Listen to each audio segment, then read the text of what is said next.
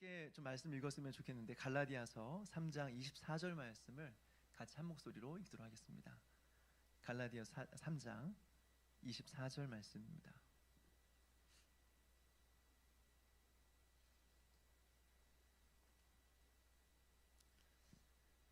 우리 같이 한 목소리로 읽겠습니다. 시작. 이같이 율법이 우리를 그리스도께로 인도하는 초등교사가 되어 우리로 하여금 믿음으로 말미암아 의롭다함을 얻게 하려 함이니라. 아멘.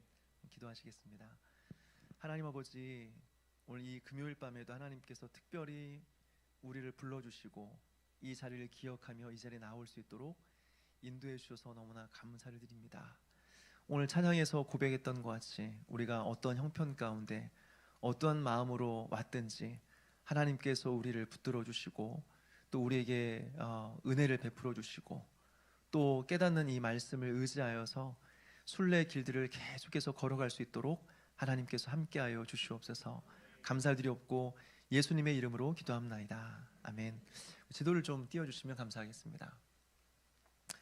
네, 지도를 보시면 좀 확대를 해주시고요. 보니까 저희가 이렇게 5분의 1 정도 온 것 같아요. 20% 정도 이제 오게 됐고 나머지 한 80%를 남겨놓고 있습니다. 그래서 간단하게 또 이제 저희가 온 길을 좀 더듬어 가면 이제 크리스찬이 영적인 각성을 하게 되죠. 성경을 읽고 자신이 죄인임을 깨닫게 됩니다. 그러면서 자신이 살고 있던 멸망의 도시를 떠나게 되죠. 떠나가는데 어디로 가야 할지 몰라서 방황하고 있을 때 전도자를 만나게 되고 전도자의 이제 안내를 따라서 이제 빛나는 문인 좁은 문을 향해서 걸어가게 됩니다. 가는데 이제 그 고집불통과 변덕쟁이가 따라오게 돼요. 고집불통은 집으로 돌아가고 변덕쟁이는 천국 간다고 하니까 거기 참 좋은 건가 보다, 나도 한번 가고 싶다 하면서 신나게 따라가다가 절망의 수렁에 빠지게 되죠. 그 절망의 수렁에서 막 화를 내면서 당신이 말한 천국이 이런 것이었습니까? 막 화를 내면서 돌아가고, 그렇지만 크리스찬은 절망의 수렁에 빠졌지만 낙심하지 않고 계속해서 좁은 문을 향하여서 조금씩 걸어가게 됩니다. 그러다가 도움이라는 사람의 도움을 받고 그 절망의 수렁에서 빠져나오게 되는데, 빠져나와서 세상 지혜자라는 사람을 만나게 됩니다. 세상 지혜자가 하는 말이 무엇이냐면, 왜 이렇게 힘들게 신앙생활합니까? 쉽게 가는 길이 있는데 왜 이렇게 어렵게 교회 다니고 신앙생활 하십니까? 그러면서 쉬운 길 알려주는데, 도덕마을에 율법의 언덕에 올라가면 너 당신이 지고 있는 짐을 다 벗어버리고 쉽게 신앙생활할 수 있습니다 라고 알려주는 거죠. 도덕마을에 가서 율법의 언덕을 올라가려고 보니까 너무 가팔라서 올라갈 수가 없게 되고 그 앞에서 절망하게 되는데, 다시 이제 이 전도자를 만나게 됩니다. 당신이 여기서 뭐 하고 있습니까? 하면서 징계를 받고 돌이켜 회개하면서 이제 이 빛나는 문인 좁은 문을 향해서 걸어가게 되죠. 그리고 좁은 문을 향해서 들어가는데 이제 바알세불 성이 있었습니다, 근처에. 그래서 계속 이렇게 불화살로 공격하는데, 그것이 무엇이라고 했습니까? 우리가 믿음 생활하고 순례의 길을 가는 데 있어서 우리에게 수많은 의심과 또 신앙에서 멀어지게 하는 그런 불확실함들, 이런 것들을 주는 것이라고 했어요. 그래서 이제 좁은 문으로 이제 그 안내자가 이렇게 들여 보내는 것을 우리는 보게 되었습니다. 좁은 문이 좁다라고 하는 것은 이 세상에서 가지고 있던 모든 것을 다 가지고 갈 수 없다. 그동안 죄악된 습관과 옛 친구들을 다 내려놓고 이제 이 좁은 문을 통과해야 된다, 순례길을 걸어가야 된다라는 그런 의미에서 좁은 문이라고 말씀을 드렸습니다. 그리고 이제 좁은 길을 향해서 걸어가게 되는데, 이제 해석자의 집, 여기서 해설자의 집이라고 하는데 또 해석자의 집이라고 합니다. 해석자의 집에 들어가게 되고, 여기서 이제 무엇을 이제 배우게 되냐면, 순례길을 가는 데 있어서 반드시 알아야 될 영적인 진리가 있다. 이것을 알아야 순례의 길을 끝까지 걸어갈 수 있다라는 것을 이제 말해주고 있죠. 이것을 통해서 우리가 깨닫게 되는 것은 무엇이냐면, 신앙생활은 단순히 교회 열심히 다니고 그저 열심히 신앙생활하는 것이 중요한 것이 아니다. 깨달아야 된다, 봐야 된다. 진리를 깨닫지 않으면 순례길을 걸어갈 수 없다라는 사실을 우리가 생각하게 되는 거죠. 다시 말해서 성령의 조명이 필요한 겁니다. 그래서 7가지를 보여주는데, 첫 번째가 참 목자상입니다. 그래서 깨달아야 된다라고 말하면서 가장 첫 번째 보여주는 그림이 참 목자상을 보여주는 것을 보게 되면, 참 목자와 거짓 목자를 구분하는 것이 우리에게 얼마나 중요한 일인가를 우리는 생각하게 되는 거죠. 그래서 오늘 지난주에 하지 못했던 이 참 목자상에 대한 부분과 그 다음에 오늘 이제 나누게 될 율법과 복음이라는 주제를 함께 여러분들과 좀 나누려고 합니다. 우리 오디오를 듣고 제가 이어서 설교하도록 하겠습니다. 그런 다음 그는 크리스천의 손을 잡고 한 번도 빗자루질한 적이 없어 바닥에 먼지가 뽀얗게 쌓인 거실로 데려갔다. 해석자는 방을 잠깐 살펴보더니 한 남자에게 바닥을 쓸어내라고 시켰다. 그가 바닥을 쓸자 먼지가 이리저리 풀썩거렸다. 크리스천은 숨이 막혀 죽을 것만 같았다. 그러자 해석자는 옆에 있는 소녀에게 가서 물을 가져와 방에 뿌리라고 했다. 소녀는 시키는 대로 물을 뿌린 뒤 방 안의 먼지를 깨끗이 닦아냈다. 크리스천이 물었다. 여긴 어디지요? 해석자가 대답했다. 이 거실은 단 한 번도 복음의 은혜로 정화된 적이 없는 인간의 마음입니다. 먼지는 그의 원죄이자 부패된 마음을 의미하며 사람을 온통 더럽힌답니다.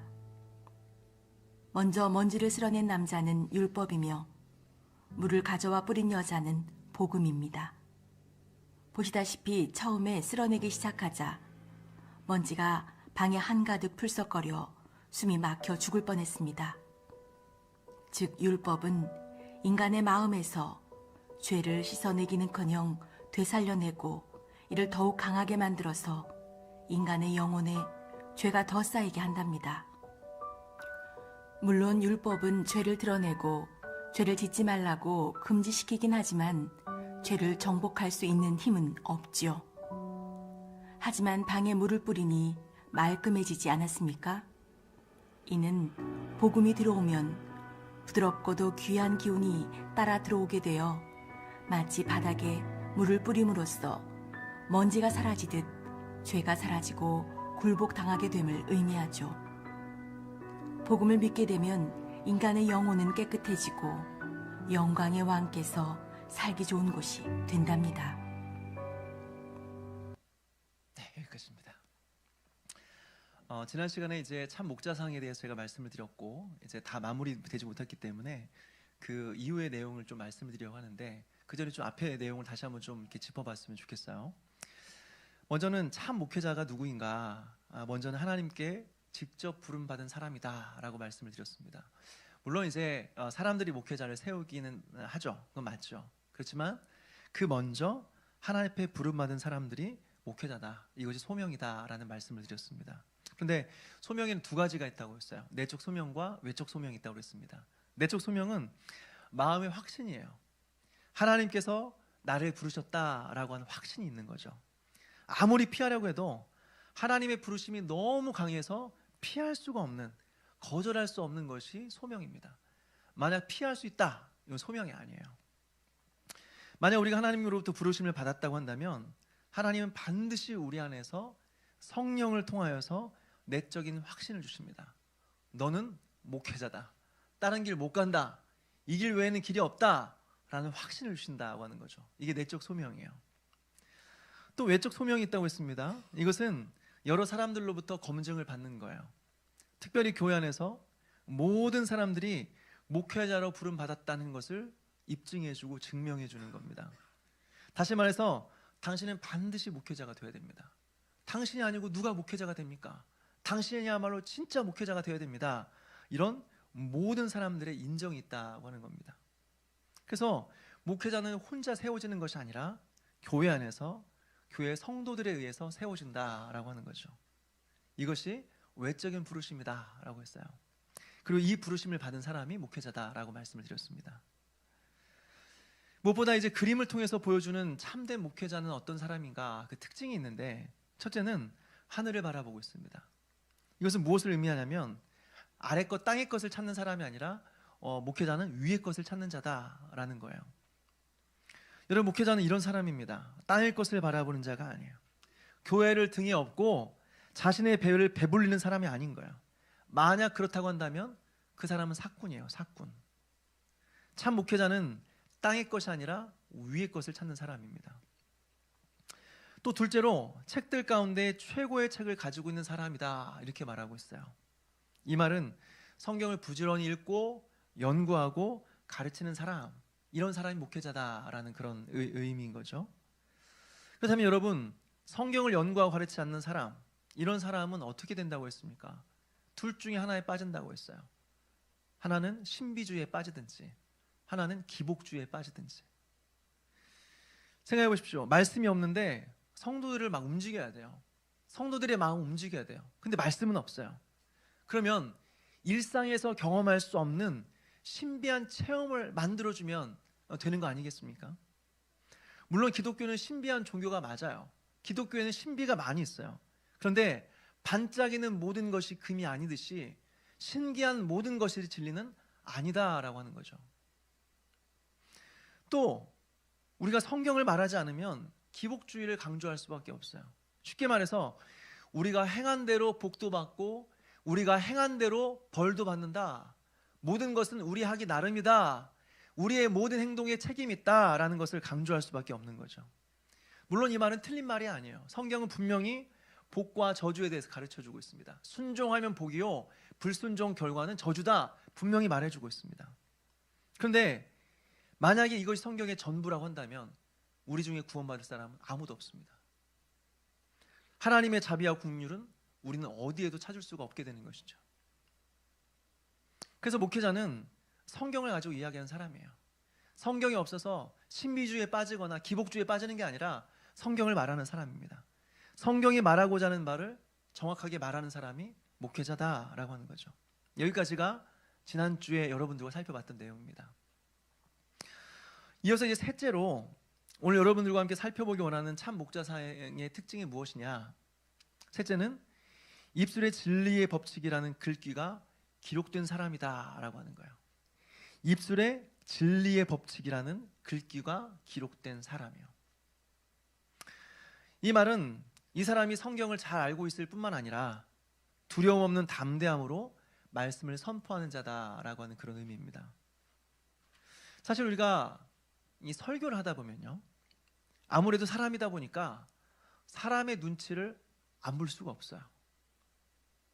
생각해 보십시오. 우리 중에 누가 사람들이 듣기 싫어하는 말을 하고 싶은 사람이 어디 있겠어요? 우리 중에 누가 사람들로부터 미움을 받고 싶겠어요? 그런 사람은 없습니다. 다 그저 좋은 말 하고 싶고 좋은 말에서 다른 사람들과 좋은 관계를 맺고 싶은 것이 사람의 마음이에요. 그런데 참된 목회자, 참된 사역자는 누구냐? 자신이 누구인지를 정확하게 아는 사람이죠. 이 사람은 자신의 말을 전하는 사람이 아니라 하나님의 말씀을 전하는 사람이라고 하는 인식이 있는 거예요. 물론 여러분, 모든 설교자의 설교가 하나님의 말씀이 아닙니다. 다시요. 모든 설교가 하나님의 말씀은 아닙니다. 강단에서 하는 농담까지 하나님의 말씀이라고 한다면 이건 지나친 해석인 거예요. 그렇지만 최소한 설교자가 성경의 내용을 이야기하고 있다면, 성경을 말하고 있다고 한다면 그 순간만큼은 하나님의 말씀이다라고 하는 거죠. 설교자는, 목회자는 바로 이 말씀을 전하는 사람입니다. 구약의 선지자들을 보게 되면 그들은 하나님의 말씀을 가지고 평범한 사람들에게 잘 말씀을 전하지 않았습니다. 대부분 지위가 있는 왕들에게 말씀을 전했습니다. 그리고 그 내용의 대부분은 뭐냐? 나라가 멸망한다, 심판받는다, 회개하지 않으면 죽을 것이다, 이런 내용들이었어요. 사람들이 듣기 싫어하는 메시지였습니다. 그래서 하나님의 말씀을 전하다가 그 자리에서 죽임을 당하기도 하고 예레미야처럼 감옥에 갇히기도 하는 거죠. 그래도 말씀을 전합니다. 왜요? 그것이 하나님의 말씀이고 하나님의 뜻이니까. 여러분, 목회자들이 그렇습니다. 목회자들은 구약의 선지자들의 후예들입니다. 그러니까 내 이야기가 아니라 하나님의 말씀을 전하는 거죠. 그러니까 우리는 어떻게 해야 될까요? 듣고 싶은 말씀이 아니라 설교자를 통해서 가감 없이 전해지는 하나님의 말씀을 우리는 들어야 되는 거죠. 무엇보다 하나님의 말씀을 내가 판단하는 것이 아니라 그 말씀 앞에서 우리가 판단받기를 바라야 되는 것입니다. 말씀 앞에서 그런 태도로 서게 되는 저와 여러분 되시기를 주님의 이름으로 축원합니다. 다음으로 네 번째로 참 목회자의 특징이 무엇인가? 그림에 보니까 뒤로는 세상이 있고 한편으로는 세상 사람들을 향하여서 간청하는 모습으로 서 있다라고 하는 거예요. 여러분, 이것이 무슨 뜻일까요? 목회자는 먼저 세상에 대한 탐욕과 야망에 대해서 관심이 없어야 된다라고 하는 것입니다. 가끔씩 목회자들을 만나게 되면요, 어떤 분들은 이런 이야기를 해요.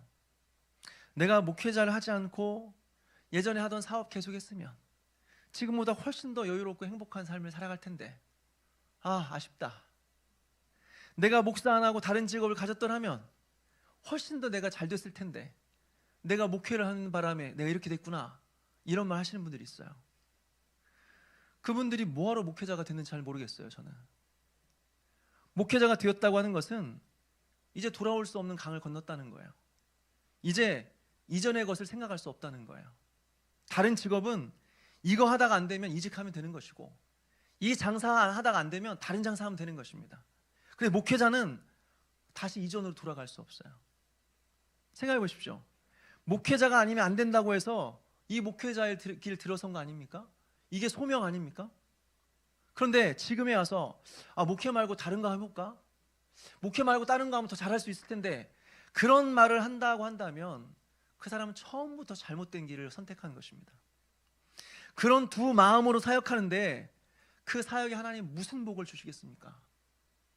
이 사람은 이미 세상으로부터 돌아선 사람이다. 목회자는 세상의 성공과 명예를 다 버리고 이 길에 들어선 사람이다 라고 하는 것을 보여주는 것이죠. 그러면서 이 사람에 대해서 이 사람이 무엇을 향해 서 있는가 말하는데, 이 사람은 세상 사람들을 향하여 간청하는 듯한 모습으로 서 있다라고 설명해 주고 있습니다. 이것은 무엇을 보여주냐면, 목회자에게는 언제나 세상 사람들을 향한 긍휼한 마음이 있다고 하는 것입니다. 다시 말해서 교회 안의 양들 뿐만 아니라 이 세상에 잃어버린 양떼들을 향한 긍휼한 마음이 있다고 하는 것이죠. 나는 교회 일도 바쁘니 세상 사람들까지는 나는 모르겠다, 관심 없다, 이런 것이 아니라는 것입니다. 교회 안에 있는 성도들 뿐만 아니라 이 세상에 있는 하나님을 알지 못하는 잃어버린 양떼들을 향한 연민, 하나님의 마음을 가진 사람들이 목회자다라고 하는 것이죠. 그래서 전도하는 것입니다. 그래서 복음을 전하는 것입니다. 이것이 참된 목회자의 특징이다라고 하는 것이죠. 그 다음 다섯 번째로 이 사람의 특징은요, 그 머리에 황금 면류관이 쓰여져 있었습니다. 여러분, 이것은 무엇을 의미하는 것일까요? 주님을 섬기는 일이 다 마쳐졌을 때 하나님께서 그들의 수고를 기억하시고 그들의 수고를 반드시 갚아주신다. 비록 이 땅의 것으로는 아니지만 하늘의 것으로 갚아주신다라고 하는 그런 의미죠. 그러니까 이 길을 걸어가는 거겠죠. 사실 목회자들의 삶을 보게 되면요, 사실 넉넉하진 않습니다. 물론 모든 목회자들이 그러진 않습니다. 규모가 있는 교회에서 아주 넉넉하고 여유로운 삶을 살아가는 목회자들도 있습니다. 친구 목사가 얼마 전까지 분당에 사역을 했는데요, 그 교회 부목사들은 대부분 전부 다 이렇게 그 외제차를 타고 다닌대요. 그런데 성도들은 그 부목사들이 차 타고 다니는 걸 보면서 어떻게 목회자가 외제차를 타고 다닙니까? 말하지 않고, 우리 목사님 참 겸손하셔. 벤츠 S클래스 정도는 타고 다니셔야 되는데 BMW 이렇게 소형차를 타고 다니시는데 우리 목사님 참 겸손하시다, 그런 말을 하는데요. 분명히 그런 목회자들도 있어요. 외제차를 타고 여유롭게 살아가는 목회자들도 분명히 있습니다. 모든 목회자들이 고생하는 건 아니에요. 그렇지만 대부분은 여유롭지 않은 것은 확실한 거죠. 그래서 지금은 이미 지난 이야기지만 저희 집 아이들에게 예전에 한번 그런 이야기 있었어요. 이제 뭔가 이렇게 앞으로의 사역들에 대해서 고민하면서 아이들에게 한번 이야기를 했죠. 아빠가 교회를 개척하고 싶은 마음이 있긴 한데 너희들 어떻게 생각하니? 제가 물어본 적이 있습니다. 그랬더니 하는 말이 뭐냐면, 바로 말이 끝나자마자 나오는 말이 뭐냐면, 그럼 아빠, 우리 용돈은 누가 줘? 우리 뭐 먹고 살아? 말이 끝나자마자 돈 걱정을 하더라고요. 그런데 이런 것뿐이겠습니까? 지난주에도 말씀드린 것처럼 해야 될 일은 많은데 힘은 없고, 아무리 주님을 위해 수고해도 열매가 있으면 그나마 보람이 있을 텐데 아무런 변화도 없는 것처럼 보일 때 얼마나 낙심이 돼요. 얼마나 힘이 빠져요. 이거 계속 해야 되나? 계속 해야 되는 게 맞나? 이 길을 가는 게 맞나? 라는 수많은 질문이 들 때가 있는 거죠. 그런데 그럼에도 불구하고 이 길을 갈 수 있는 그 근거가 무엇입니까? 하나님께서 수고를 기억하시고 반드시 갚아주신다라는 이 믿음이 있기 때문이죠. 마지막으로 참 목회자에 대해 설명하는데요, 이렇게 설명합니다. 자녀를 낳을 수 있고 해산의 고통을 알고 있으며 낳은 자녀를 기를 수 있는 분이라고 소개하고 있어요. 사실 이것이 목회자로서 가장 중요한 부분이라고 생각이 됩니다. 앞에 있는 내용들은 보면 그저 하나님으로부터 부름을 받았다, 세상을 사랑하지 않는다, 하나님의 말씀을 잘 연구하여 가르친다, 이런 내용이에요. 그러니까 한마디로 말해서 하나님으로부터 은혜를 받고 열심히 사역하고 성실히 하면 되는 것들이에요. 그런데 이 마지막으로 이게 참 목회자에서 설명하는 부분에 대해서는 이게 진짜 이제 목회자의 실력이 되는 거죠. 이게 진짜 목회자의 은사, 목회자의 열매가 되는 거죠. 뭐예요? 나의 사역으로 인하여서 자녀를 낳는 것입니다. 무슨 말입니까? 나로 인하여 회심과 중생의 역사가 일어나는 것입니다. 나로 인하여서 사람들이 하나님을 만나게 되는 것입니다. 나로 인하여서 사람들의 영혼이 변화되는 것입니다. 사실 이게 진짜 실력이죠. 그리고 이것이 진짜 목회자가 있어야 될 이유죠. 한 목사님이 사역을 굉장히 잘하고 있는 지방의 어느 교회의 집회 설교자로 초청이 되었습니다. 설교 전에 그 부목사님이 그 교회에 대해서 이제 소개를 해주는 거예요. 목사님, 우리 교회는 몇 년에 개척을 했는데 아주 짧은 시간 안에 엄청나게 숫자적인 부흥을 했고, 그리고 뭐 이런 사역도 하고 저런 사역도 하고, 또 이 지역에 엄청나게 영향을 미칠 정도로 굉장히 중요한 위치에 있는 교회입니다. 그래서 막 교회 자랑을 늘어놓더래요. 그래서 이 목사님이, 설교자로 가신 목사님이 이 부목사님에게 한 가지 질문을 했습니다. 그래서 목사님, 이 교회 성도들 중에 진짜 하나님을 만난 사람은 몇 명이나 됩니까? 진짜 하나님 만난 사람이 한 몇 퍼센트나 있습니까? 라고 질문했대요. 그랬더니 이 부목사님이 한 30% 정도 될 겁니다 라고 이야기를 하더래요. 그러니까 질문한 목사님이 뭐라고 말하냐면, 아직도 하나님 만나야 될 사람들이 70%가 있습니다. 근데 목사님, 아직도 하나님 만나지 못한 사람들이 이렇게 많은데 뭘 자랑하시는 겁니까? 뭐가 그렇게 대단합니까? 라고 말했다는 거죠. 여러분, 우리 교회는 어떻습니까? 진짜 하나님 만난 사람이 우리 중에 몇 명이나 될 것 같습니까? 반대로 하나님 만나지 못한 사람은 과연 몇 명이나 될까요? 이것에 대해서 마음을 모으고 마음을 쏟아 사역하는 것이 참 목회자이자 사명이자 특징이다고 하는 거죠. 나로 인하여 성도들이 하나님을 만나게 되는 것, 나의 사역으로 인하여서 사람들이 참된 중생과 회심의 역사를 경험하게 되는 것, 이것을 위해서 목회자가 있는 것이고, 이것이 참된 목회자다라고 하는 것입니다. 뿐만 아니라 목회자는 참된 신자로 성도들을 세우고 거듭나게 만드는 것입니다. 사람들을 하나님을 만나게 할 뿐만 아니라 하나님을 만난 사람으로 자라나고 성장하도록 도와주는 것이 목회자의 역할인 것입니다. 그런데 교회를 보면 어떻습니까? 둘 중에 하나예요. 둘 중에 하나는 잘하는데 하나는 잘 못해요. 그런 교회를 저는 정말 많이 봤습니다. 어떤 교회는 전도를 정말 잘합니다. 전도에 탁월한 능력과 은사를 가지고 있습니다. 그래서 1년에도 수백 명, 수천 명이 등록합니다. 매주 등록하는 사람이 있습니다. 그리고 복음을 듣고 예수님을 영접합니다. 그런데 거기서 끝이에요. 참된 성도로서 훈련과 양육이라는 것이 없는 거예요. 또 어떤 교회는 어떻습니까? 교육 체계가 너무 잘 잡혀 있어요. 양육과 훈련에 대해서는 더 이상 말할 수 없을 정도로 너무나 체계가 잘 잡혀 있어요. 그래서 전도를 하지 않아요. 그래서 문제가 뭐냐? 새가족이 없어요. 매주 등록하는 교인이 없어요. 새가족들이 안 오니까 어떻게 해요? 항상 보던 사람들끼리 자기들끼리 예배하고 자기들끼리 교제하고 자기들끼리 좋아하는 겁니다. 근데 새로운 사람 없으니까 교회가 점점 정체되는 거예요. 점점 죽어가는 거예요. 점점 힘을 잃어버리는 거예요. 이런 면에서 목회자의 사명과 교회의 사명은 같습니다. 먼저는 전도해야 됩니다.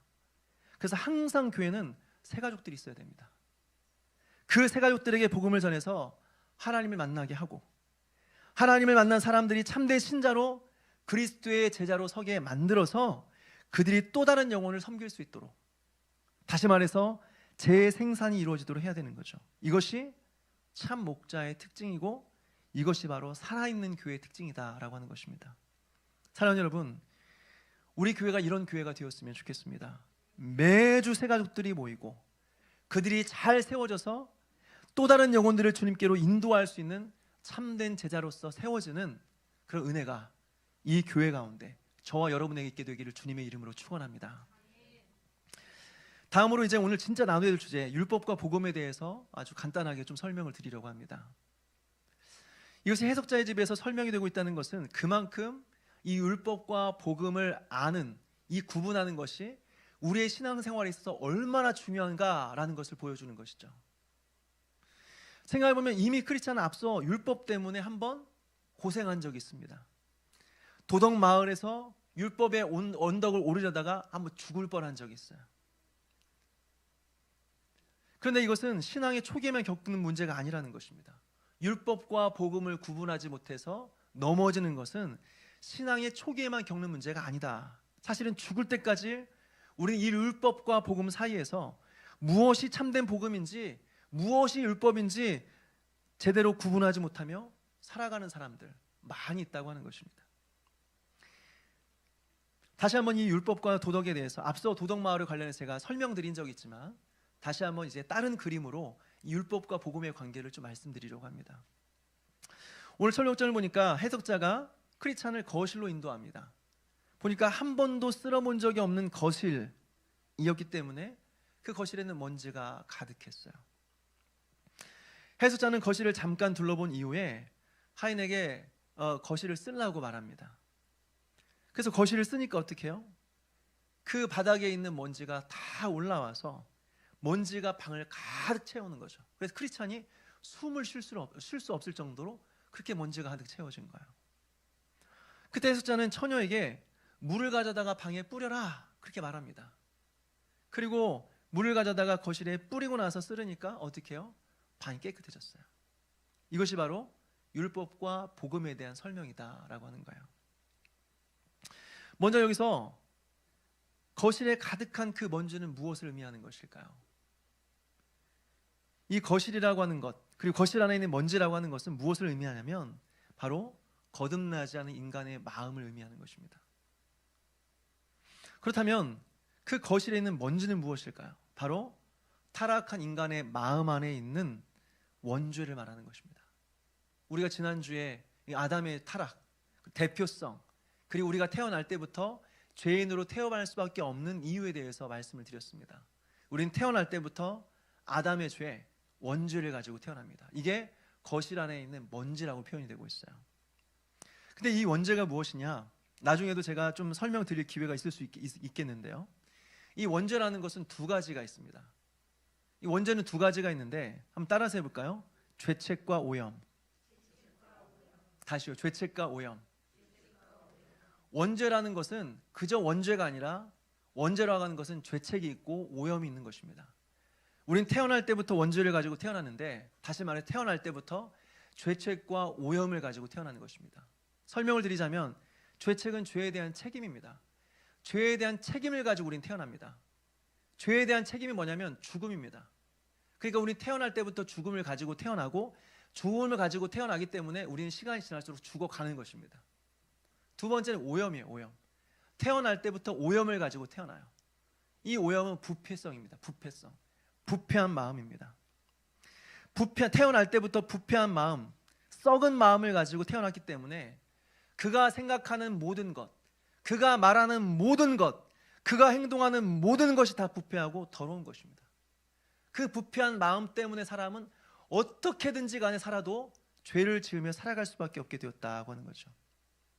그래서 아담의 죄를 지은 이유를 보게 되면 죄는 아담과 하와가 지었는데 그 이후에 태어난 모든 사람들이 원죄를 가지고 태어나다 보니까 이후 태어난 모든 사람들이 다 죄를 지으며 살아갑니다. 아담과 하와의 두 아들 중에서 가인은 아벨을 시기심 때문에 죽이고 무슨 원한이 있어서가 아니라 왜 내 재산 안 받고 제 재산은 받지? 아, 짜증나. 죽여버렸어요. 또 그 이후에 라멕 이후에 태어난 사람 중에 라멕이라는 사람은 소년을 죽였어요. 어린 아이를 죽였어요. 이유는 무엇이냐면 이 아이가 나를 지나가면서 이렇게 딱 부딪혔는데 내 이렇게 몸에 멍이 들었네? 그래서 내가 죽여버렸어 하면서 자기 아내들에게 노래를 만들어 자랑합니다. 소년이 나를 건드려서 내 몸에 멍이 들게 해서 내가 소년을 죽였어 노래를 부릅니다. 또 이후에 보게 되면 노아 때에 하나님의 아들들과 세상의 딸들이 결혼해서 세상이 음란하게 되었다.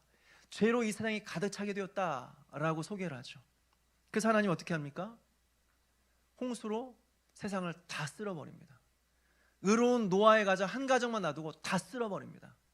그래서 그 이후에 의로운 세상이 되었습니까? 아니에요.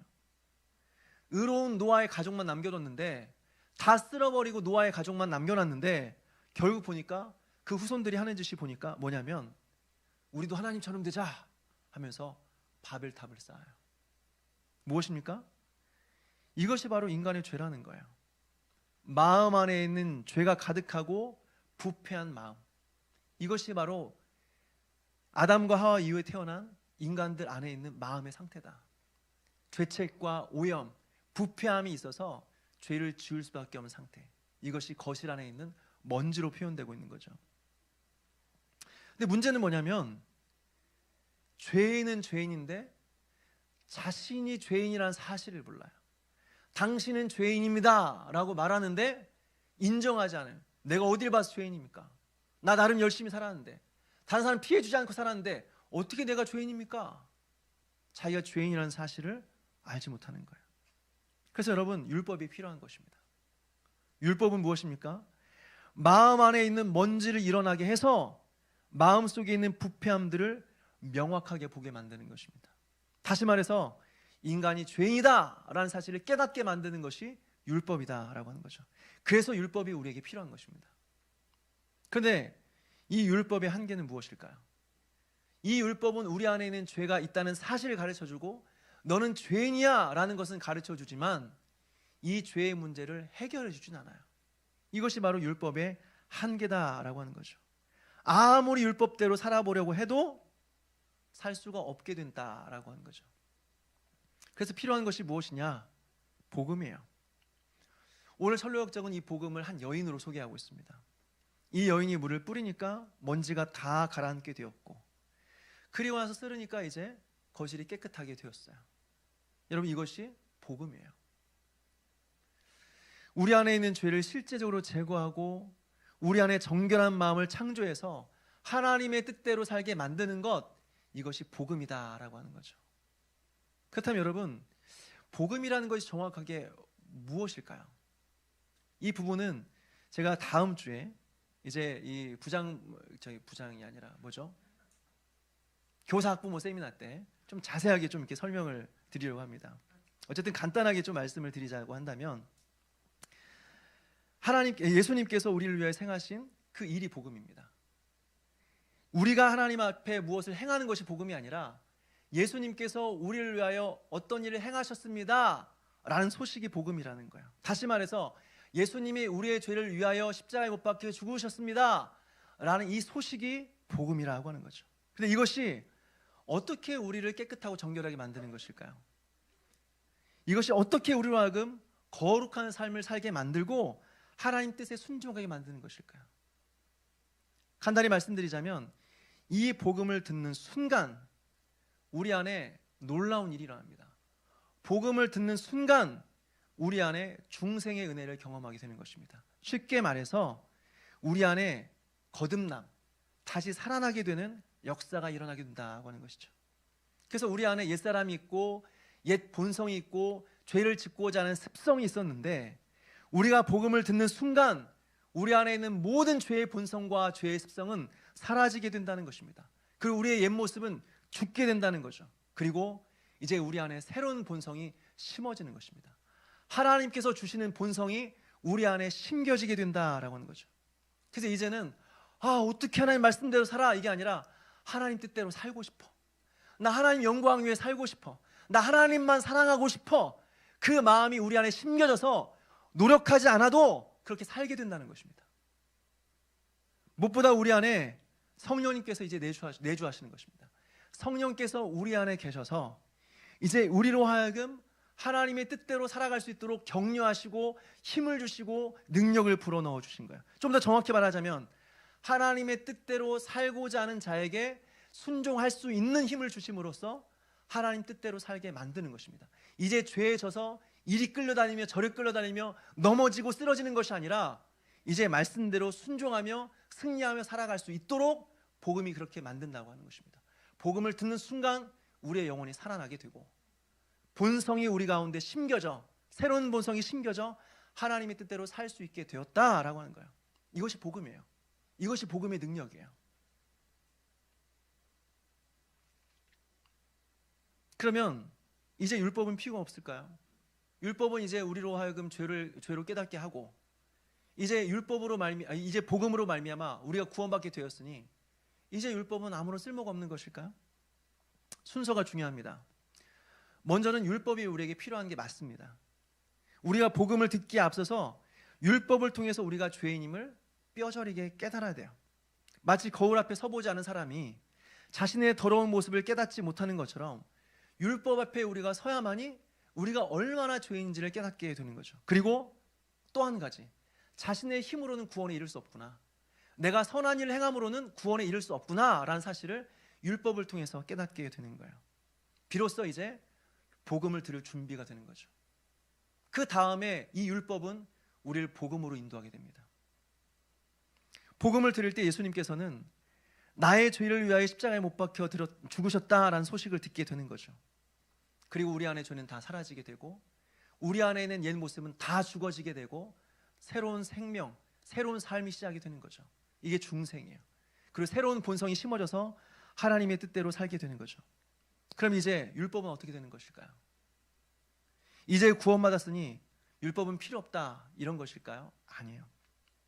어차피 천국 갈 것이니까 이제 율법 필요 없고 내 마음대로 살면 된다 이겁니까? 아니에요. 진짜 복음으로 말미암아 구원받은 사람은 이제 다시 또 율법으로 돌아갑니다. 근데 이전에는 율법이 그저 살인하지 말라, 간음하지 말라라고 했다면 이제 우리가 돌아가야 될 율법은 더 고차원적인 율법입니다. 예전에는 죽이지만 하면 됐어요. 살인만 하지 않으면 됐습니다. 그런데 예수님은 이제 율법을 재해석하시죠. 형제를 향하여서 미워하는 마음을 가졌다면 이미 너희는 살인한 자다.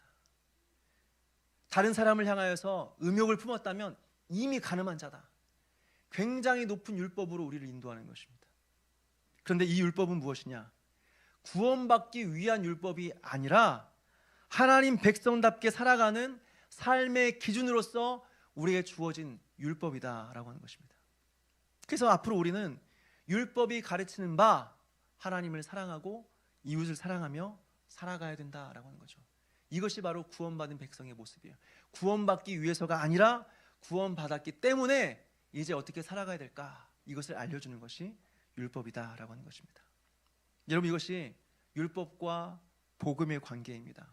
헷갈리면 안 돼요. 이것이 율법과 복음의 관계예요.